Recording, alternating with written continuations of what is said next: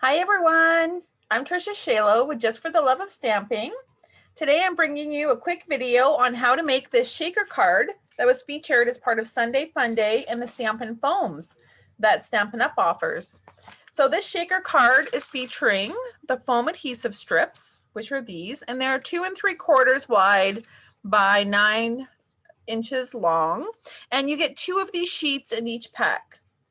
And so it doesn't take long, or these don't get used up quickly. In fact, I've had my first package since they come out, and I've just purchased this second pack. So, and we're talking years. So they've been out for a few years now. But again, I absolutely love using these for two things. One is for my shaker cards, which I'm going to show you how here. And another is for popping up my words, my stamped image words that I end up cutting out. Because they are something small and they're usually need to be popped, but they're usually too thin for a normal dimensional. So let me show you how that was made. I'm going to start off using the mini cut and emboss machine. I think I featured these in one of the other videos, but in case you haven't seen it, it's just a die cut machine with a few layers. We've got our die plate for the bottom, and then we've got our cutting plate, which is plate number 2 as per the instructions on the base plate. And then what I'm going to do is I'm going to put down a piece of white cardstock, and I'm using some Stitch Sweetly dies to make a frame. So these dies are actually one of my most favorites. They're these right here, and these are what I use almost every single time when I'm making a shaker card. I mean, there's all kinds of other ways to do it, but these are my favorite. So let me just line that up, and I'm just trying to center the smaller die right in the center. It may not be perfect, but you know what? It's going to be good. And then I'm going to stack these. Now, I don't want these absolutely at the same distance from each other because it makes it harder for the rollers on the inside to grab them. Ooh, but before I do that, as I was moving that, this was shifting. So I want to make sure that this stays straight. Now, another way to make sure that this stays straight is you can just use some washi tape or painter's tape to make sure that that stays into place for you. I'm just going to use my plates to do that. Give it a push and it's sucking it through. And here we go. And just like that, the plate is done. And I'll show you what that looks like. Okay, so I'm just going to pop those out. I've got a nice little scallop piece I can use for somewhere, and then the frame itself. And the next step is to take some acetate sheets. So I've cut down, we sell them in 12 by 12 sheets. So I've just cut this down to, I think it's about 2 1/4. Yep, 2 1/4 by 5 1/4. But don't worry about the length because I'm going to trim it down. I'm just going to estimate.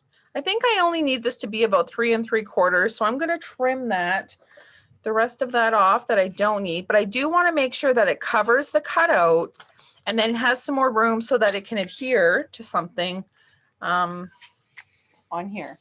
Now, glue dots are what I use to actually adhere the sheets.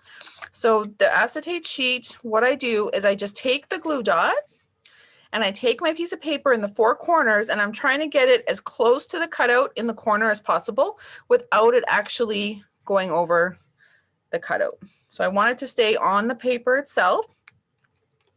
And again, this is just my preference. You could use your Tombow. You can use anything you want, but I just find doing the 4 corners works just fine for me. And I find it's super easy. So again, I'm just making sure that that glue isn't over the edge there. And then I'm taking my sheet and mounting it on top. Now, if some of the glue dots end up still being exposed, that's okay. It's not going to be the end of the world. But there we go. So I've got a little window sheet. I've made a little window. Isn't that cute? Think of all the fun projects you can do like that. So now, because I'm flipping it back over upside down, so there is a lot of static in my house. I'm not too sure why. So what I've done is I've gone and grabbed a bounce, or yeah, I guess it's a bounce sheet. your fabric softener sheets. And I'm just giving this a light wipe. And the reason is I'm trying to take away any static that might be on this plastic sheet. And then I'm gonna go ahead and use my foam strips.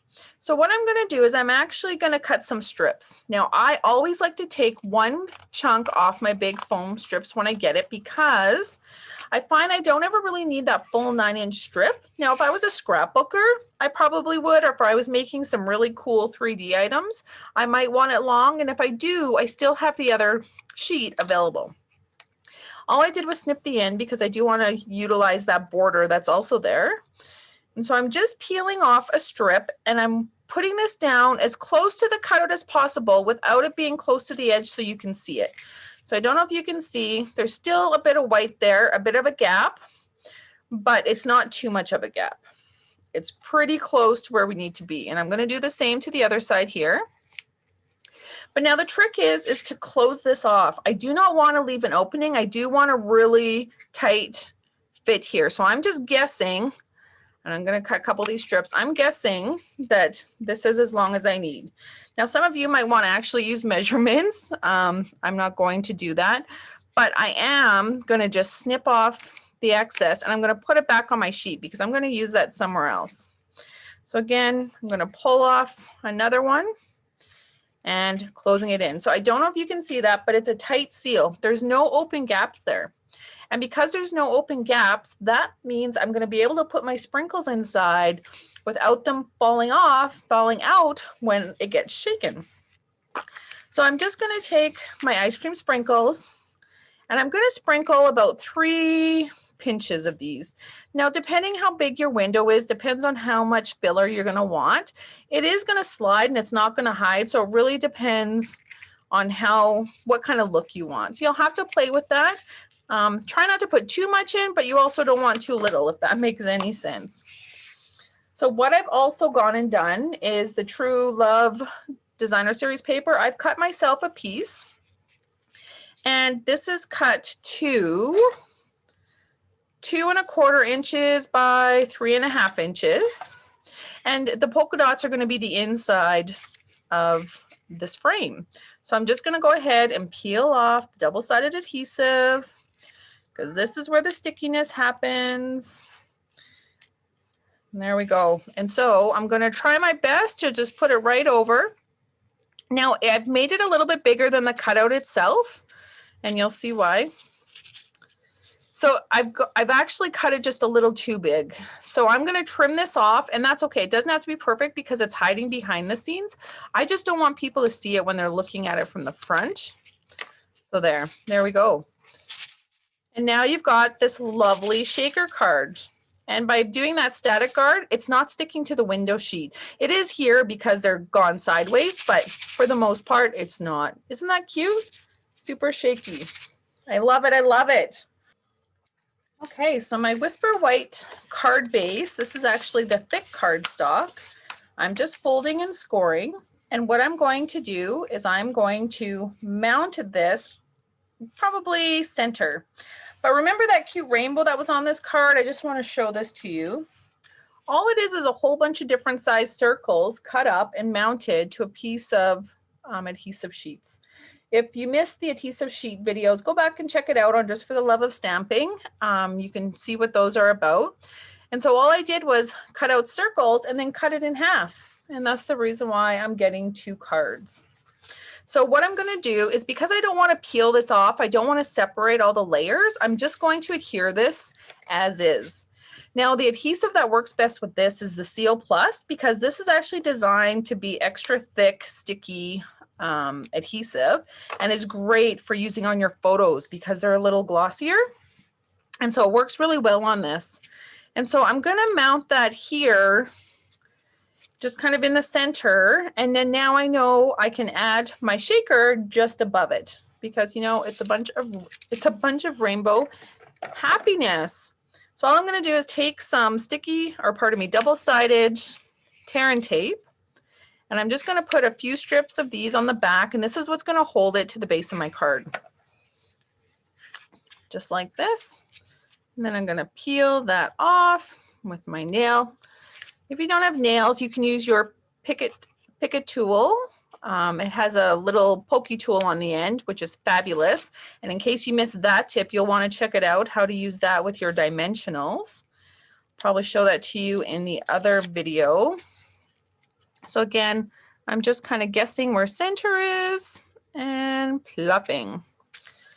And now what I'm doing next is putting this hay. So I've already gone ahead and I've pre-stamped and embossed some words. So this hay was from a paper pumpkin kit last summer.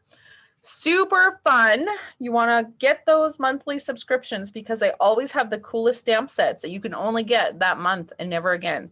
They usually do coordinate with other products within the catalog, but this was from that summer one, which was super cute. So again, because I'm adhering this to acetate sheets, I'm going to use that thicker adhesive because I want to make sure that it stays. So I'm just adding a little bit onto there. I'm guessing on kind of where center is. And that's where I have it. And now this was delivering sunshine your way. I'm just going to trim this down. So I'm just cutting the words off because all I want is sunshine. That's all I want left. And that's from the stamp set called You Always Deliver. Oh, it's such a fun one, especially if you do a lot of shipping or you've got friends that you really like to recognize because that's a great recognition set. So now what I'm going to do with that little guy is I'm going to snip off a piece of my strip.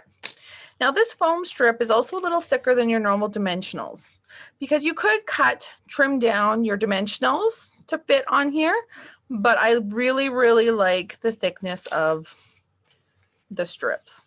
And so there's the completed card. I hope you liked it, found it easy, and are going to try and make a shaker card yourself. Be sure to post your cards that you end up making in the comments below this video so we can take a look at how you used your foam strips. Thanks very much.